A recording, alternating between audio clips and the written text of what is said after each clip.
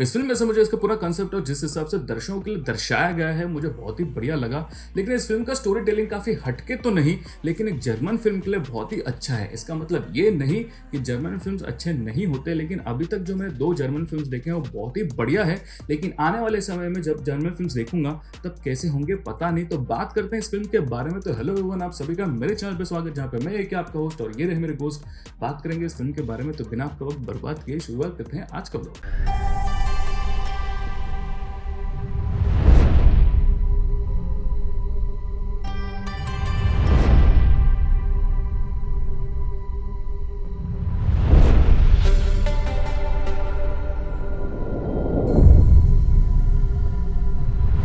तो आज मैं बात करने वाला हूँ कुछ ही हफ्ते पहले 2021 में नेटफ्लिक्स पे आया हुआ फिल्म ब्लड रेड स्काई के बारे में। कुछ अलग कंसेप्ट देखने के लिए मिलेगा इस फिल्म के अंदर, जैसे मैंने पहले ही कहा था, लेकिन रियलिटी में ऐसा कुछ होने वाला नहीं है। तो अगली बार फ्लाइट पकड़ने से पहले अगर आपने फिल्म देखा है तो इस फिल्म को अपने दिमाग से निकाल दो, या फिर आप बहुत ही जल्द फ्लाइट पकड़ने वाले हो, या फिर आप फ्लाइट में बैठ के सोच रहे हो कि ये फिल्म देखूं या ना देखूं।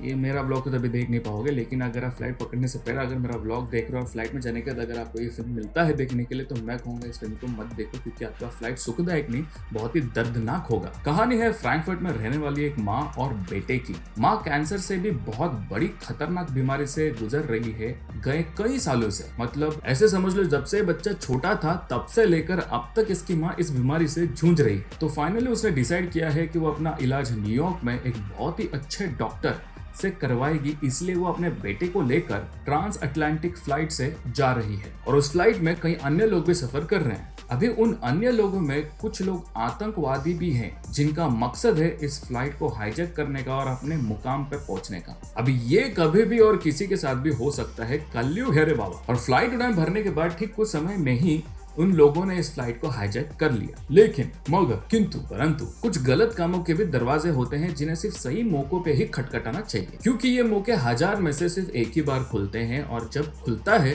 तब आपके उस मौके में से सही सलामत बाहर निकलने के सिर्फ 10% ही होते हैं, क्योंकि आपको नहीं पता कि वहां पे कौन मौजूद है जो अंदर से कह रहा है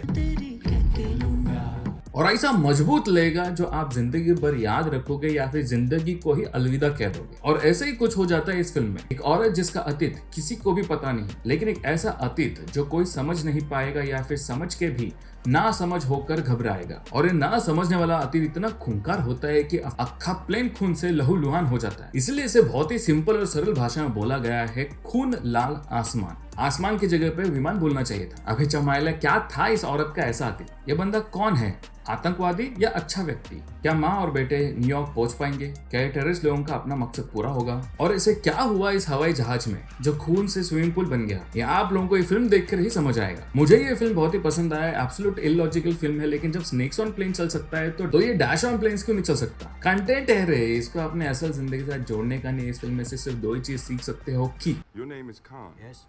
And you are not a terrorist. Oh no, I'm not a terrorist. और एक औरत, खास करके एक माँ से पंगा लेने का नहीं रे बाबा, वरना आपके मोटे गोटे मुंह में छोटे और गले में अटक जाएंगे। ये फिल्म एक काल्पनिक है, लेकिन मुझे इस फिल्म का आर्ट ऑफ मेकिंग, म्हणजे इसका सिनेमेटोग्राफी काफी पसंद आया, और इसका जो VFX और साथ ही साथ इसका म्यूजिक और इसका स्टोरी बहुत ही कॉम्प्लीमेंट करता है फिल्म को। तो इन शॉर्ट फिल्म अच्छा है। चमाइला इतना सा बात बताने के लिए ना, इतने से कुछ बताना पड़ता है। अगर इस फिल्म के अंदर आप सब लोग की एक्टिंग देखोगे तो बहुत ही अच्छा है, और खास करके ये सस्ता जर्मन वर्जन का जोकर। और अगर आपने प्रिजन ब्रेक, एरो या फिर फ्लैश सीरीज देखा है तो उसमें से डोमिनिक पर्सन ने ही इस फिल्म का विलन का रोल निभाया है। और सबसे बड़ी बात है इस फिल्म की, वो है लैंग्वेज।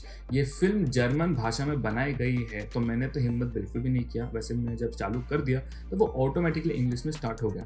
अब सबसे बड़ी बात इसलिए मैंने कहा कि इस फिल्म की जो डबिंग हुई है वो बहुत ही जबरदस्त हुई है। जब आप फिल्म इंग्लिश में देख रहे हो, जर्मन लैंग्वेज होने के बावजूद भी सबके एक्सेंट्स या लिप सिंक जब देखोगे तब इंग्लिश में बहुत ही अच्छे से मैच हो रही है। अब मुझे ये नहीं पता, क्योंकि मैंने जर्मन लैंग्वेज में देखा नहीं, इसलिए कि सब लोग एक्चुअली इंग्लिश में बात कर रहे हैं, या फिर इन्होंने पूरा डबिंग इंग्लिश में भी डायलॉग बोला है और फिर जर्मन में भी बोला गया है। ऐसा हो सकता है, मुझे नहीं पता। लेकिन आप जब ये फिल्म देख रहे हो तब आप इसका जो डबिंग किया है वो बहुत ही ज़बरदस्त किया है। मतलब हर एक चीज़ बहुत ही अच्छे से लाइन होती है, और ऐसे बिल्कुल नहीं लगता कि आउट ऑफ कंटेक्स्ट कोई लाइन्स जा रहा है, या फिर यार लिप सिंक ही नहीं हो रहा है, मज़ा ही नहीं आ रहा है। ऐसा कुछ नहीं है।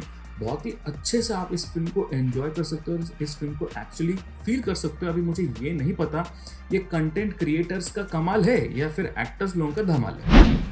रेटिंग की बात करें तो एक इंडिपेंडेंट नेटफ्लिक्स प्रोडक्शन का फिल्म है। इसे रेट क्या है, TVMA या फिर R समझ लो। तो बच्चों के लिए फिल्म तो बिल्कुल भी नहीं, सिर्फ और सिर्फ बड़ों के लिए है। अगर बच्चे अकेले में फिल्म देखेंगे तो गांड फट जाएगी, और अगर बड़ों के साथ देखेंगे तो कम से कम सिर्फ पैंटी फटेगी। और एडल्ट्स भी फैमिली में एक साथ बैठ के इस फिल्म को एंजॉय नहीं कर सकता। ऐसा नहीं है कि इस फिल्म में कोई बोल्ड सीन है या फिर इस फिल्म के अंदर कोई अश्लील सीन दिखाई गई है, नहीं, ऐसा नहीं है। लेकिन ये फिल्म सभी लोगों को पसंद नहीं आएगा, क्योंकि इस फिल्म के अंदर सिर्फ खून ही खून दिखाया गया है और मारना, धाड़ना और काटना इतना ही दिखाया गया है, इसलिए वो सब लोगों को पसंद बिल्कुल भी नहीं आएगा। और सबसे बड़ी बात तो ये फिल्म सिर्फ और सिर्फ इंग्लिश में ही अवेलेबल है। तो अगर आपको इंग्लिश समझ में नहीं आती तो ये फिल्म वैसे भी समझ में नहीं आएगी, इसलिए ये फिल्म सभी लोगों के लिए सूटेबल नहीं है। लेकिन हाँ, ये विजुअली इम्पेयर्ड फ्रेंडली फिल्म तो जरूर है। मतलब ये फिल्म ओरिजिनली जर्मन फिल्म है, तो आपको जर्मन और इंग्लिश इन दोनों भाषाओं में ऑडियो डिस्क्रिप्शन अवेलेबल है। तो ओवरऑल फिल्म बहुत ही बढ़िया है। अगर आप एक्शन के भूखे और खून के प्यासे हो तो ये 2 घंटे का फिल्म सिर्फ आप ही का इंतजार कर रहा है। और एक चीज है